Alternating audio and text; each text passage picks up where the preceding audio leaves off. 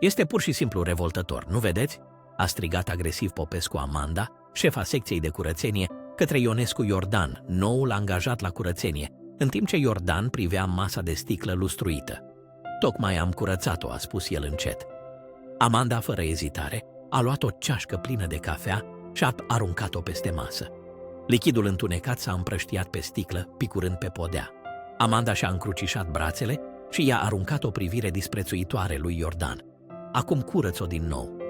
Pe măsură ce ne adâncim în poveste, dacă și tu crezi că toată lumea merită respect, indiferent de cine este, apasă butonul de abonare și scrie de unde urmărești această prezentare.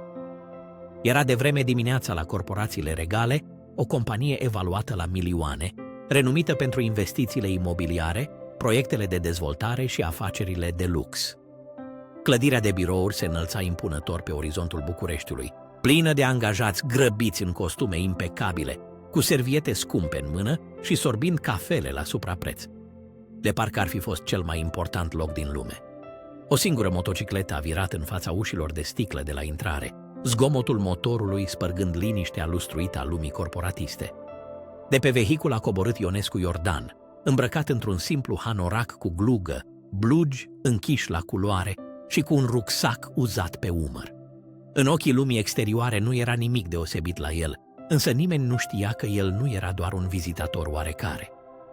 El era fiul prim născut al proprietarului miliardar al companiei, moștenitorul de drept al imperiului și, în curând, succesorul la funcția de director general.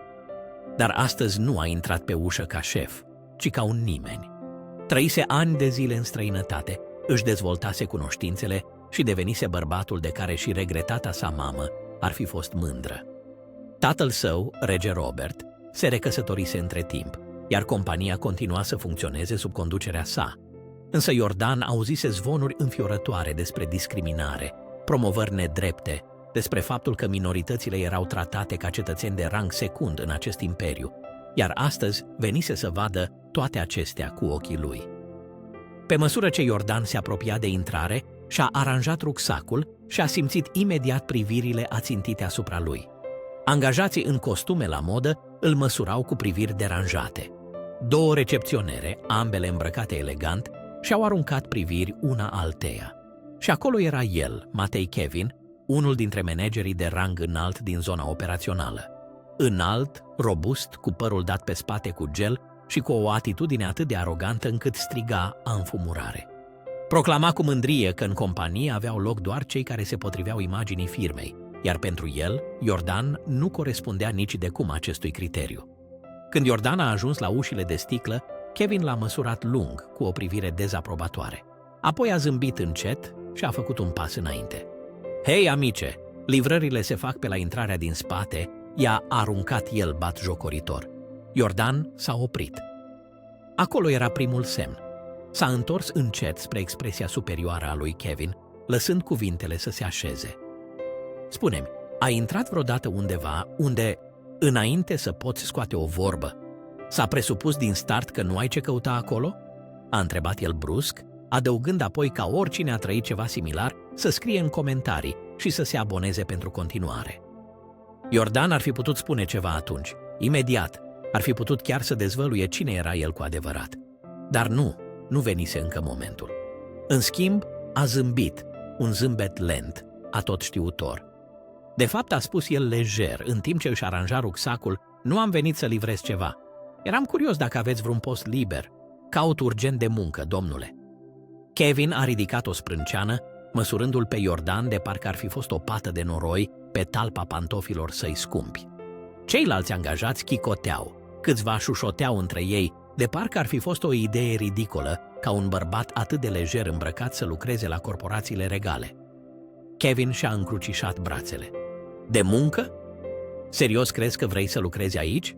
A întrebat el sarcastic. Iordan a încuviințat, fața rămânându-i calmă.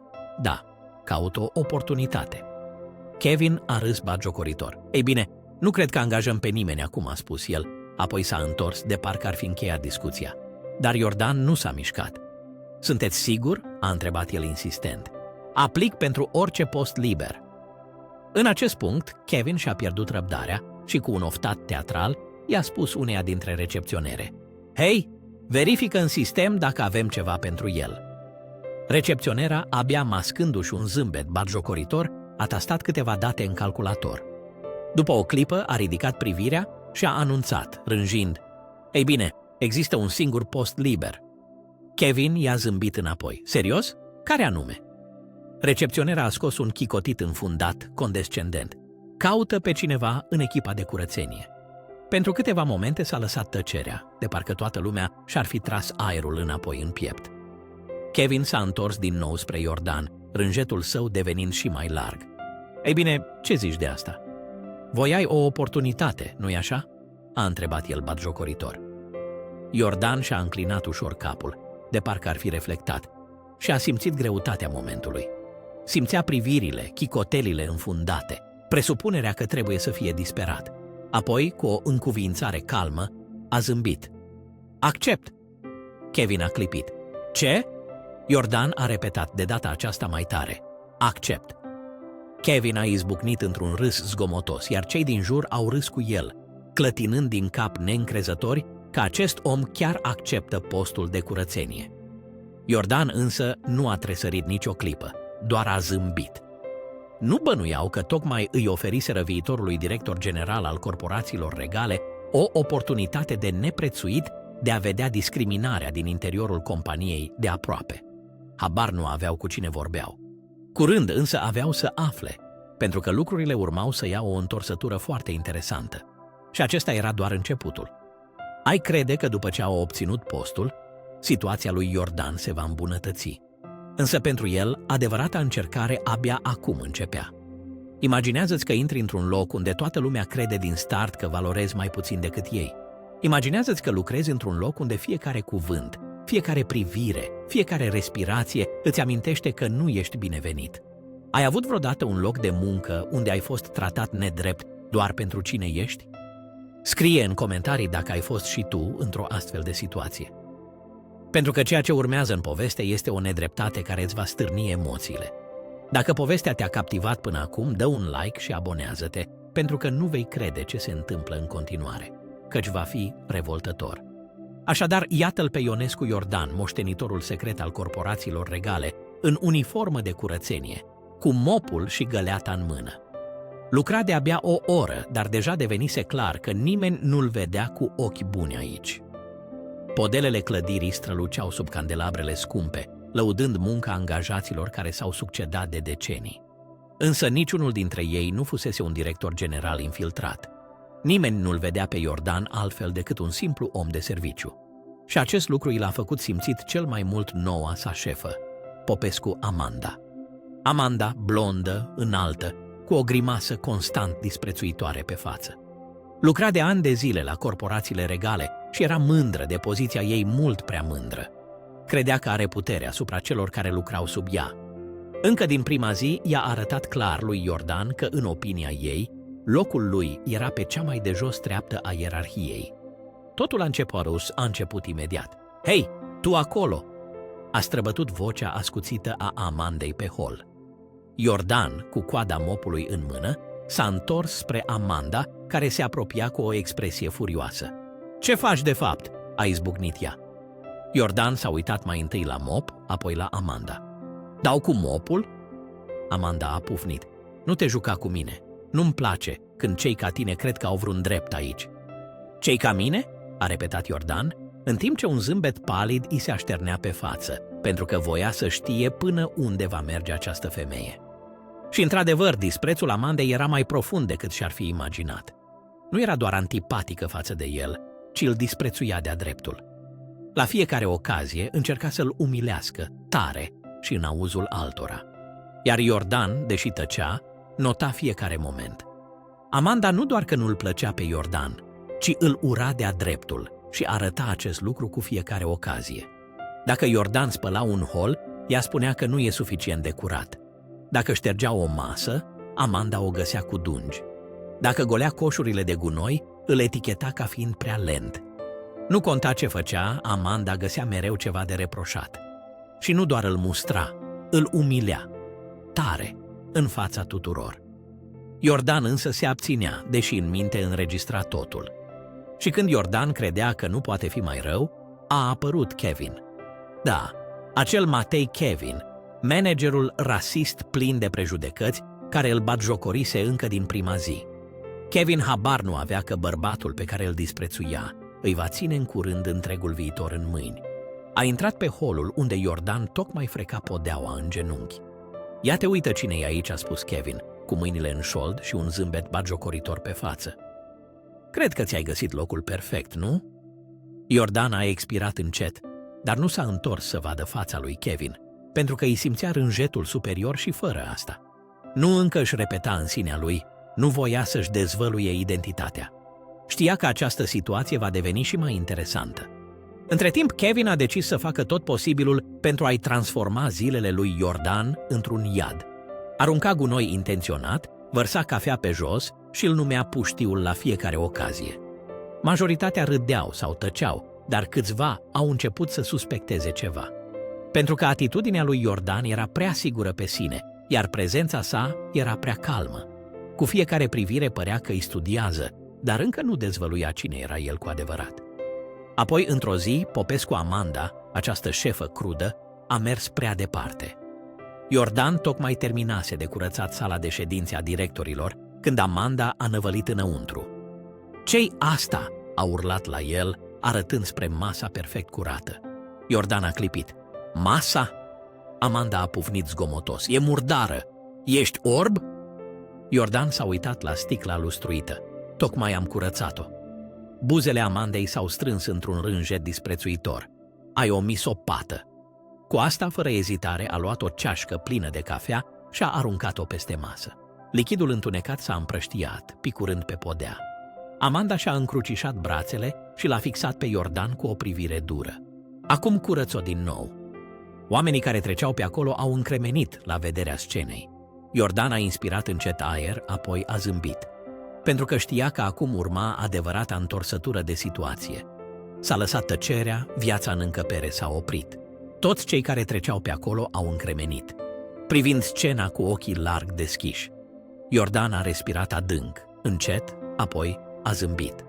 Abia acum începea adevăratul spectacol, pentru că Amanda și Kevin habar nu aveau că întreaga lor lume era pe cale să se prăbușească. Ionescu Iordan jucase un joc lung până acum. L-au batjocorit, l-au umilit, l-au călcat în picioare, pentru că au crezut că este doar un simplu om de serviciu. Au crezut că le este inferior, dar habar nu aveau că el va fi noul lor șef. Pentru că atunci când tatăl său, rege Robert, respectabilul director general alb al companiei, va ajunge în sfârșit, toate prejudecățile și aroganța se vor prăbuși ca un castel de cărți. Toate presupunerile, toate judecățile, toate gesturile înfumurate vor deveni nimic. Și ei nu erau deloc pregătiți pentru asta. Jocul începe să devină cu adevărat interesant acum. E doar o chestiune de timp până când totul se va întoarce cu susul în jos. Și atunci Amanda și Kevin își vor da seama ce greșeală uriașă au făcut. Telefonul recepționerei a sunat strident, tăind zumzetul biroului. A răspuns rapid, adoptând un ton profesional, până când expresia feței i s-a schimbat brusc. Mai întâi a apărut uimirea, apoi panica, pentru că la celălalt capăt al firului era însuși rege Robert, proprietarul, miliardarul al cărui nume figura pe antetul fiecărui document al companiei. Și acum era în drum spre ei. Vestea s-a răspândit ca focul prin clădire. Managerii s-au îndreptat și au aranjat cravatele, secretarele au strâns în grabă hârtiile, angajații șușoteau excitați între ei. Venea șeful cel mare, dar nimeni, absolut nimeni, nu era atât de entuziasmat ca Matei Kevin, pentru că el simțea că a sosit marele său moment. Potrivit lui Kevin, acum era ocazia să-l impresioneze pe șef.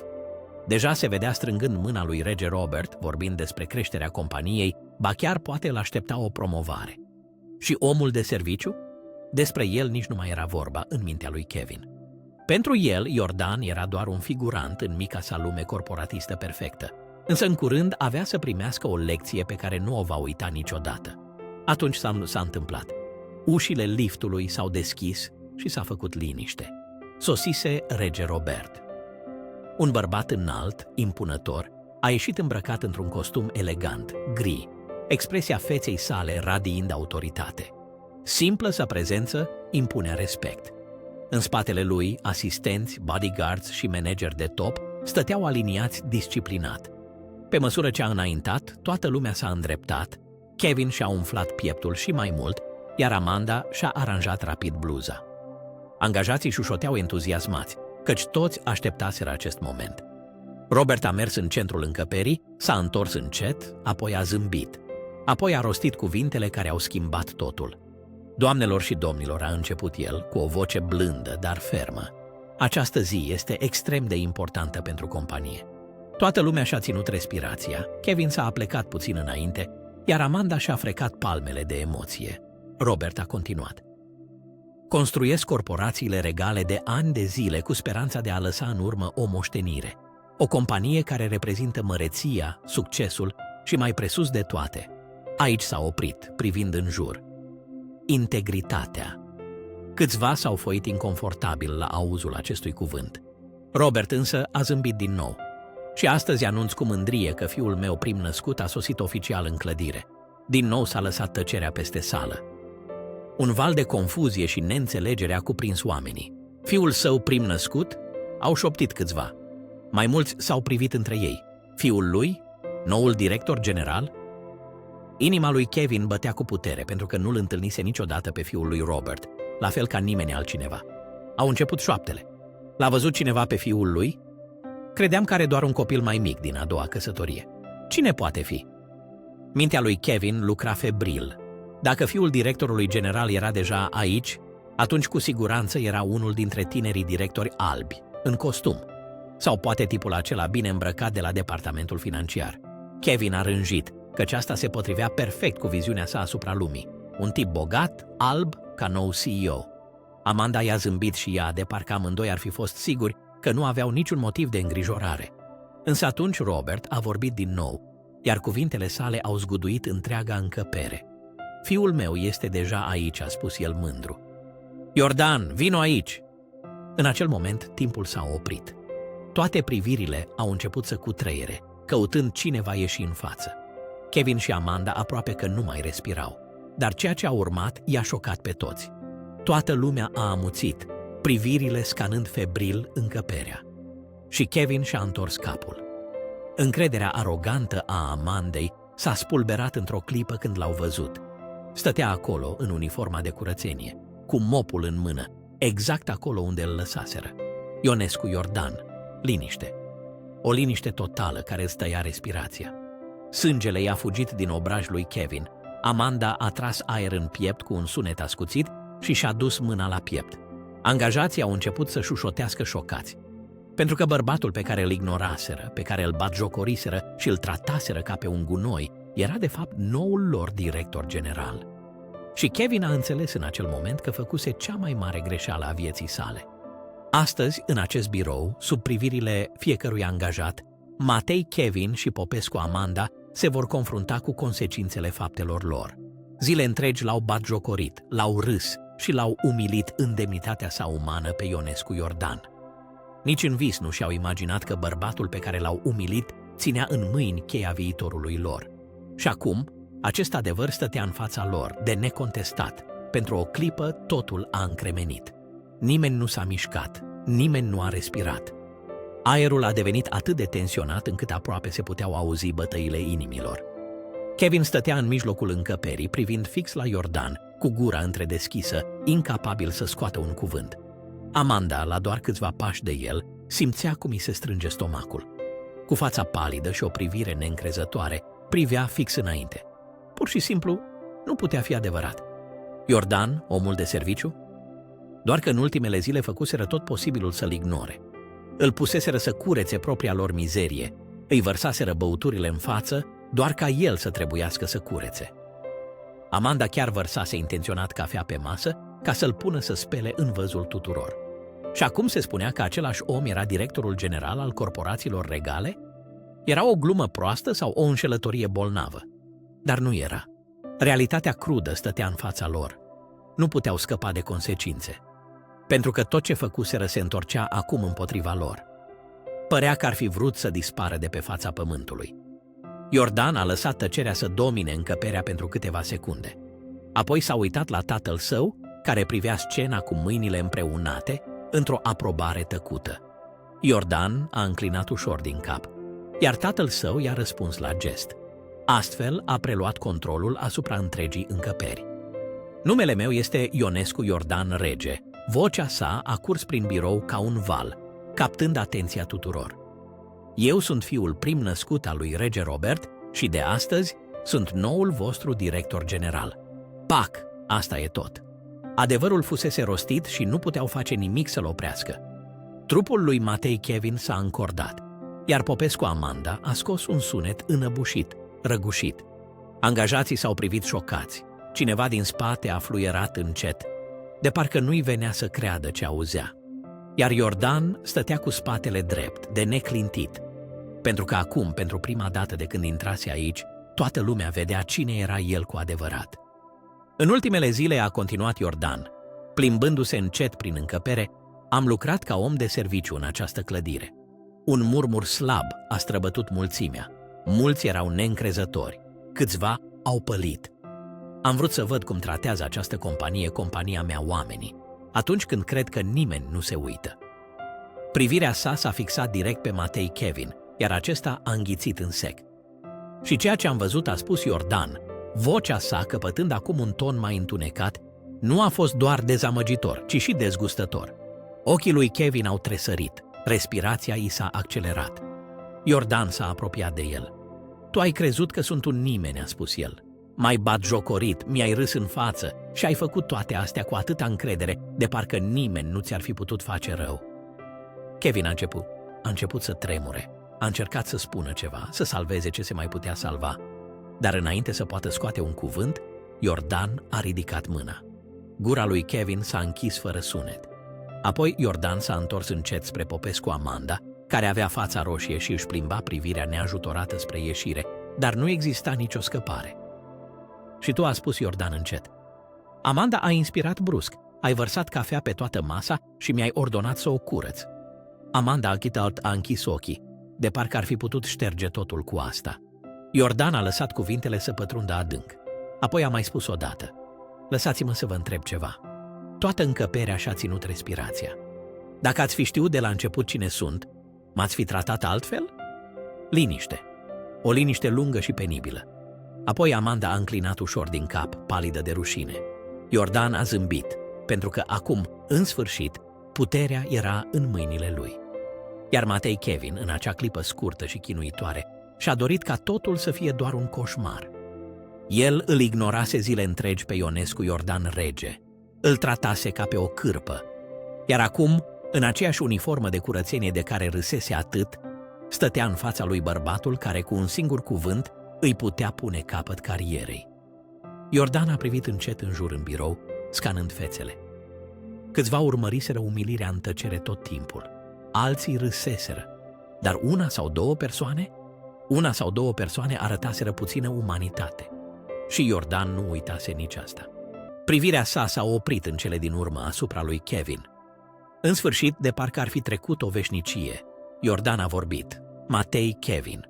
Cuvintele au tăiat liniștea ca o lamă. Kevin a tresărit, mâinile îi tremurau pe lângă corp. Era conștient de ce avea să urmeze și, deși ar fi încercat să lupte împotrivă, era deja prea târziu. Domnule, a băiguit Kevin, încercând să afișeze un zâmbet forțat, strâmb. Asta eu nu am știut. Iordan a ridicat mâna, iar gâtul lui Kevin s-a strâns, pentru că dacă știa ceva, era că tocmai pierduse puterea. Iordan s-a apropiat. Lăsați-mă să vă întreb ceva, Kevin a spus el, cu vocea calmă, chiar rece. Kevin a înghițit în sec. Dacă ai fi știut cine sunt, m-ai fi tratat la fel? Gâtul lui Kevin s-a uscat, a deschis gura, apoi a închis-o, apoi a deschis-o din nou. Niciun cuvânt nu a ieșit. Eu nu am știut, a șoptit el în cele din urmă. Iordan și-a strâns buzele. Știu, a răspuns el încet. Tocmai asta a fost ideea. Pentru că Kevin nu fusese crud din cauza stresului sau a unei zile proaste, ci pentru că chiar credea că Iordan îi este inferior. Și Iordan nu va uita și nu va ierta niciodată acest lucru.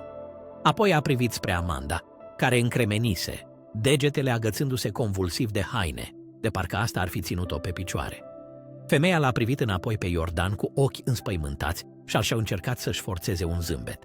Domnule, eu doar am urmat regulamentul companiei, a izbucnit ea disperată. Iordan a ridicat o sprânceană. Regulamentul companiei? Amanda a dat din cap cu vehemență. Da, domnule, eu doar... Să verși cafea pe masă? A tăiat-o Iordan. Fața Amandei a devenit palidă ca moartea. A căscat gura, dar niciun sunet nu i-a ieșit din gât. Iordan a lăsat acest moment să se împlinească, ca greutatea faptelor lor să apese asupra lor. Apoi s-a întors spre tatăl său. Rege Robert urmărise până atunci evenimentele fără să scoată un cuvânt, fața sa părând impenetrabilă.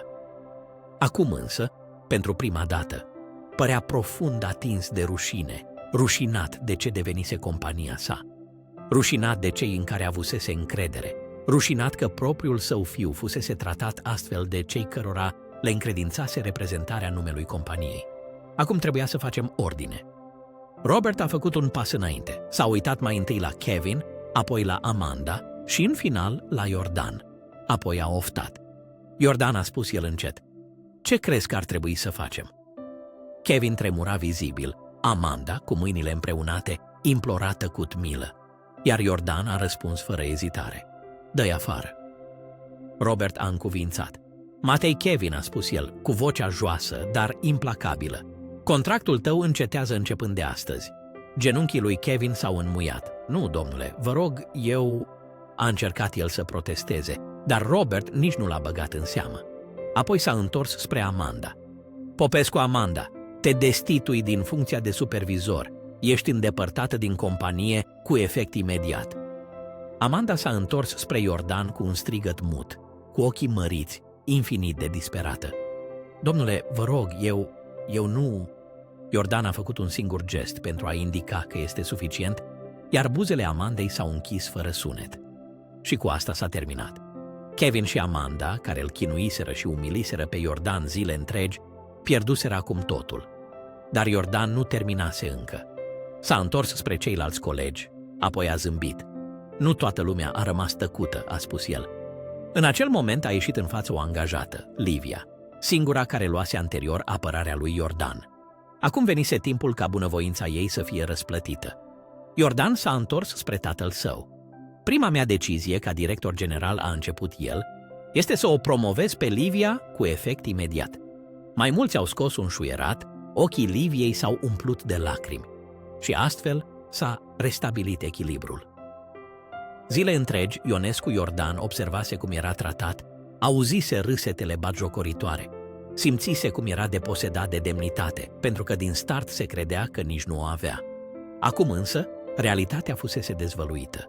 Matei Kevin fusese concediat, Popescu Amanda plecase în rușine, iar ceilalți se pregăteau să audă cele mai importante cuvinte din viața lor. Căci nu era vorba doar despre victoria unui singur om, ci și despre schimbarea unui sistem care permisese discriminarea. O liniște de mormânt s-a lăsat peste încăpere. Angajații care anterior râseseră sau priviseră în altă parte, acum nici nu îndrăzneau să-l privească pe Iordan în ochi. Stătea acolo, încă în hainele de curățenie, cu aceeași aură tăcută și puternică, dar nimeni nu mai punea la îndoială că el era șeful, pentru că astăzi el devenise liderul lor. Iordan a făcut un pas înainte, apoi încă unul. Greutatea momentului s-a așezat peste încăpere, în timp ce el măsura încet fețele. Apoi, în sfârșit, a vorbit. Respect, un singur cuvânt, care a străbătut liniștea ca un tunet. I-a lăsat să simtă semnificația acestui cuvânt. Respectul nu este un privilegiu, nu este doar pentru câțiva, a continuat el. Nu depinde de ce culoare are pielea cuiva, din ce clasă socială provine, cum se îmbracă sau cum vorbește. Respectul ar trebui să fie baza tuturor acțiunilor noastre, pentru că fără el devenim exact ceea ce am văzut în ultimele zile. Câțiva și-au lăsat privirea în jos, vinovăția era clar vizibilă. Am străbătut aceste holuri, a spus Iordan încet. Am fost invizibil pentru voi. M-ați ignorat, m-ați umilit, m-ați insultat. Privirea i-a căzut pe masa de ședințe, cea pe care Amanda vărsase cafeaua. M-ați forțat să curăț urmele mizeriei făcute intenționat, doar ca să mă discreditați. Cuvintele sale păreau să apese ca niște cărămizi grele pe umerii tuturor celor prezenți. Și din toate acestea am învățat un singur lucru, a spus el, făcând o scurtă pauză. În încăpere, nimeni nu respira. Cei care îi calcă în picioare pe alții, de fapt, se tem. Iordan a încuviințat. Se tem de schimbare, se tem de egalitate, se tem de o lume în care puterea nu este dată de privilegiu, ci de onoare. Aerul aproape scânteia, pentru că toată lumea știa câtă dreptate avea. Și asta se termină aici, a declarat el. S-a lăsat o liniște atât de mare încât s-ar fi auzit și căderea unui ac, pentru că acestea nu mai erau cuvinte goale, ci o promisiune. Iordan s-a uitat la tatăl său, la omul care construise această companie de la zero și care până acum încredințase conducerea altora. Rege Robert a încuviințat tăcut, privindu-și nu doar fiul, ci și viitorul.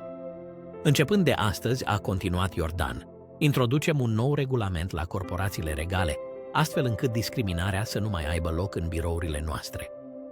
Câțiva angajați au ridicat capul, dar nimeni nu a îndrăznit să contrazică, căci ce ar fi putut spune? Iordan a continuat. Va exista responsabilitate, vor exista consecințe și va exista schimbare. Atunci a făcut ceva la care nimeni nu se aștepta. A zâmbit. Pentru că acest moment nu era despre răzbunare, nu despre a-i face pe alții să sufere, ci despre a construi ceva mai bun. Această companie nu se va mai baza pe aroganță, a spus el, ci pe respect, pe echitate și pe faptul că toți ne ridicăm mai sus dacă ne ajutăm reciproc. Și cu asta, întreaga companie s-a schimbat. În acel moment, nu l-au mai privit pe Iordan doar ca pe un director general, ci ca pe adevăratul lor lider. Și pentru prima dată au simțit că firma este pe mâini bune. Iordan s-a întors din nou spre tatăl său. Rege Robert a tras adânc aer în piept, iar pieptul i s-a umflat de mândrie. Apoi a făcut ceva ce nu mai făcuse niciodată. A făcut un pas înainte și i-a strâns mâna fiului său. Acest gest a fost o recunoaștere publică, un adevăr tacit. Această companie era acum în mâinile lui Ionescu Iordan Rege și venise timpul să deschidă un nou capitol în istorie. Așa se poate schimba lumea. Nu doar prin răzbunare sau furie, ci prin forța adevărată. Acea forță care nu distruge, ci construiește ceva mai bun pe ruinele vechiului. Crezi că Iordan a luat decizia corectă? Ar fi putut fi puțin mai îngăduitor sau a fost perfect ceea ce a făcut? Scrieți părerea în comentarii. Dacă ți-a plăcut această poveste, dă un like, abonează-te și activează notificările. Vom reveni în curând cu o nouă poveste.